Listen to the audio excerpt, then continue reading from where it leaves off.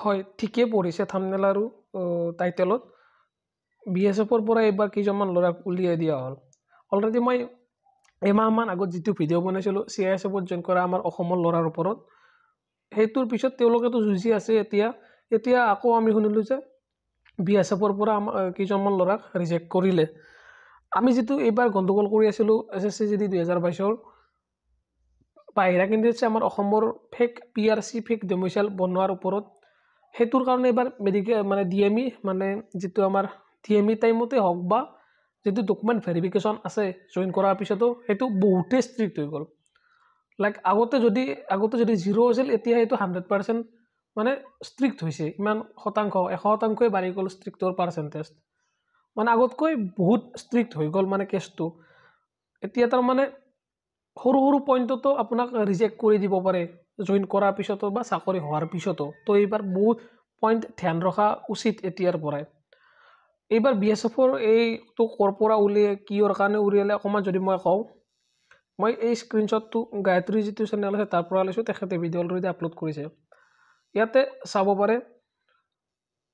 এই কাগজখন ইস্যু কৰিছে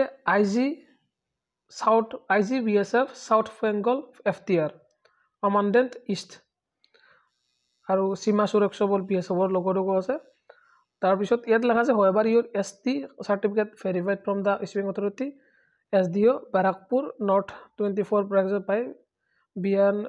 BSF during verification are issuing authority reported that the certificate has already been cancelled due to fabricated signature on the issuing authority মানে এইখনত এটা কথাই লেখা আছে মই ইমান যদি আমি নপঢ়ো যেটো ST সার্টিফিকেট আছিল যে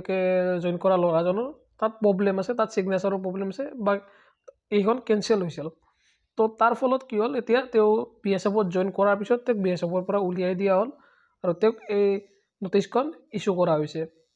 এনেকে আৰু এবাৰ এইজন নহয় এনেকে বহু কেইজন ল'ৰা এবাৰ বেলেগ ফৰ্চৰ পৰা জয়েন কৰাৰ পিছত উলিয়াই দিছে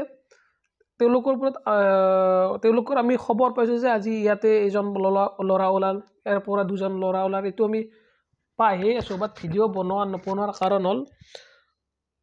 আমাৰ হাতত এনেকুৱা মানে তেনেকুৱা একো লেটাৰ নাই আমি যেটো আমি প্ৰুফ হিচাপে দেখাব পাৰো এইখন এখন কাগজ পাল বাবে মই আজি এইটো জনালো যে BSFৰ পৰা এজন ল'ৰা উলিয়া হ'ল সেম তেনেকৈ বহুত ল'ৰা এবাৰ চাকৰি পোৱাৰ পিছতো আউট হৈছে আৰু মই ভাবো ইয়াৰ বাবে আমাৰ অসমত হোৱা মেইনলি সিচুৱেশন এবাৰ তাৰ বাবে এই ল'ৰাবিলাক আউট হৈছে আৰু এইবাৰ আপকামিং ভ্যাকেন্সিত ইয়াতকৈ বেছি ল'ৰা আমি উলিয়াব ট্ৰাই কৰিব লাগিব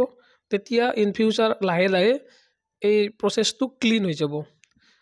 এইটোৱে আছিল সৰু ভিডিও আজিৰ ভিডিওটোত এইখিনিয়ে ধন্যবাদ জয় অসম